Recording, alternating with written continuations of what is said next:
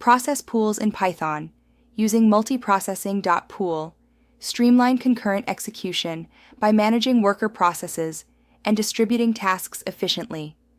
They simplify process creation, communication, and cleanup, crucial for central processing unit-bound tasks. This approach enhances performance by utilizing multiple central processing unit cores, overcoming Python's global interpreter lock limitations, and ensuring efficient resource utilization in modern applications. Concurrency is crucial for modern applications to efficiently utilize resources. With increasing CPU cores and data, sequential processing becomes a bottleneck. Python's GL limits true parallel thread execution, making process-based parallelism vital for CPU-bound tasks. Process pools manage worker processes, distributing tasks automatically, simplifying process creation, communication, and cleanup. Key concurrency tools include threading for I/O-bound tasks, async I/O for high-volume I/O, and multiprocessing for CPU-bound tasks.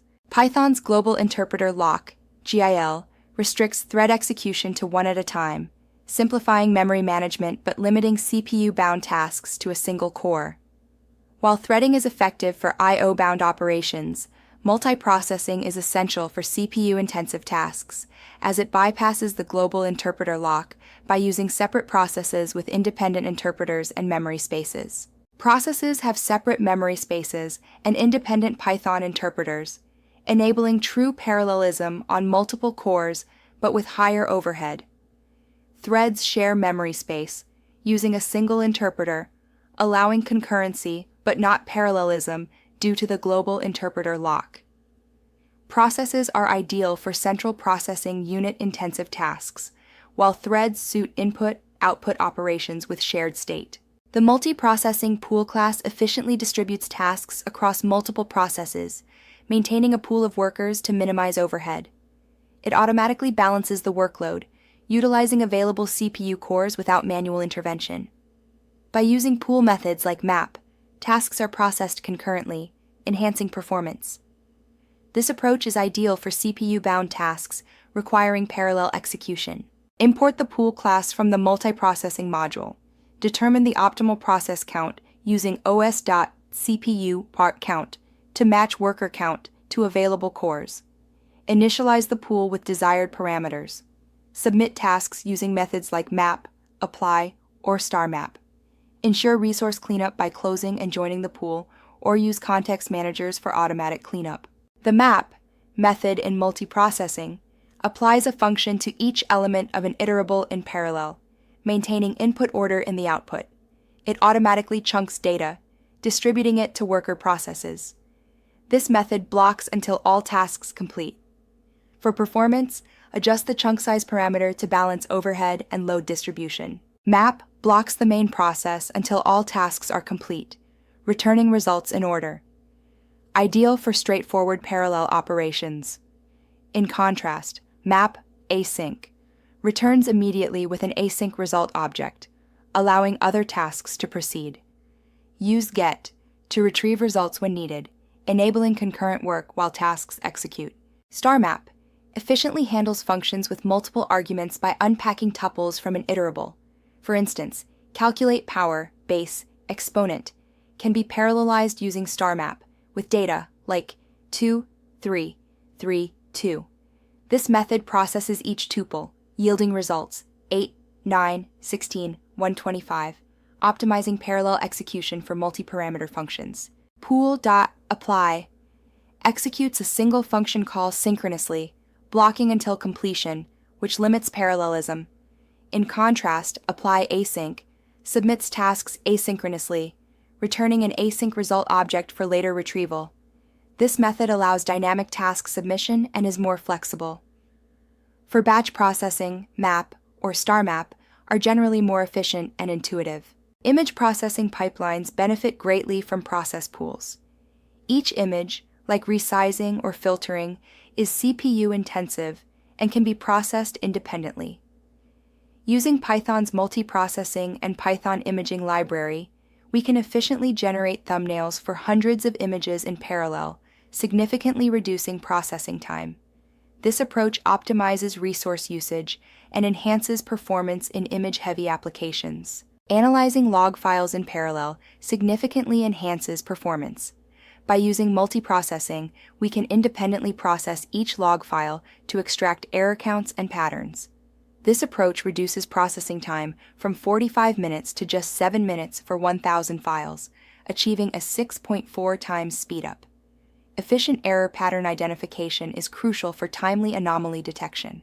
In process pools, exceptions in worker processes are re-raised in the main process. Implement try-except blocks in worker functions to handle errors gracefully. Use error callback with asynchronous methods to manage exceptions without halting the pool. This ensures robust parallel applications by filtering successful results and identifying failures efficiently. Process pools rely on serialization, or pickling, to communicate between processes.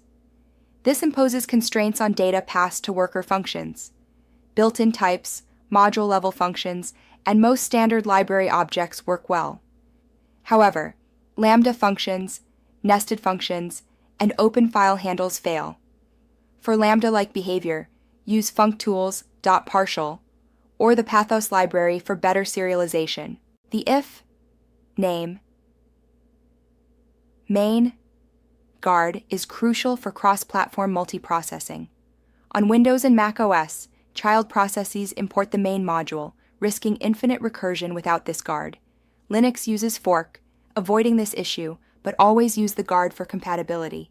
Ensure all pool code is within this guard to prevent errors. The chunk size parameter in pool affects performance by balancing communication overhead and load distribution. Default chunking is len iterable. Processes 4. Large chunks reduce overhead, but risk load imbalance with variable task times. Small chunks improve load balancing, but increase serialization costs. Start with default. Adjust based on task duration variability. Using context managers with pool ensures automatic cleanup, calling close, and join, even if exceptions occur, preventing resource leaks. This is the recommended Pythonic approach. Manual cleanup offers more control, but demands careful exception handling, requiring explicit calls to close, join, and possibly terminate for emergency shutdowns. To share state across processes, use Multiprocessing Manager to create synchronized objects like lists, dictionaries, and queues. Manager.list provides a thread-safe list, while Manager.dict offers a shared dictionary. Although manager objects introduce inter-process communication overhead, they are essential for tasks requiring shared state.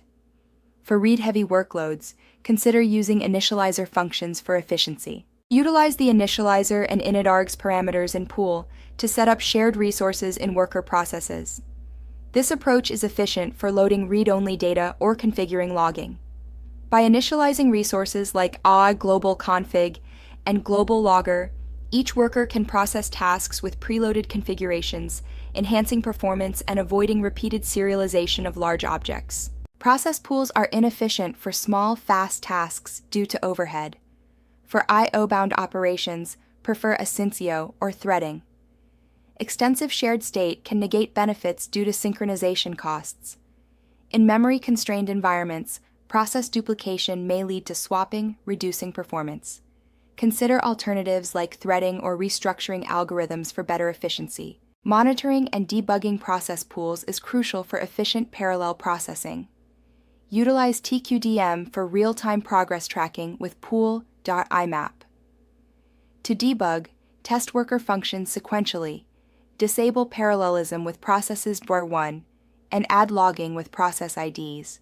Use max tasks per child BOR1 to prevent state persistence bugs, ensuring isolated task execution. Complex workflows benefit from a pipeline of multiple processing stages. Using multiprocessing.pool, we can chain stages, extract raw data, transform it, and finally load it. Each stage uses a different pool size, optimizing for input-output or central processing unit intensity. This approach efficiently processes files, demonstrating the power of parallel processing pipelines. For CPU-bound tasks like data processing, use multiprocessing pool for true parallelism across cores, bypassing the global interpreter lock. It has higher memory overhead and slower startup. For I/O-bound tasks, opt for concurrent.futures. Threadpool Executor, which offers fast thread creation and lower memory usage, but is limited by the global interpreter lock for CPU tasks. Both have similar interfaces. Ensure cross-platform compatibility by using the CHA-R main Dart guard for pool creation. Utilize context managers for resource cleanup. Match worker count to workload, starting with os.cpu.count. Handle errors within workers using try-except blocks. Profile performance before optimizing. Use initializers for shared read-only data to enhance efficiency. Process pools are essential for CPU-intensive tasks in Python, bypassing the global interpreter lock and utilizing multiple cores. They offer a clean application programming interface with functions like map and star map. However, parallelism adds complexity, so ensure performance gains justify the added challenges. Start simple, measure, and optimize iteratively for effective parallel processing.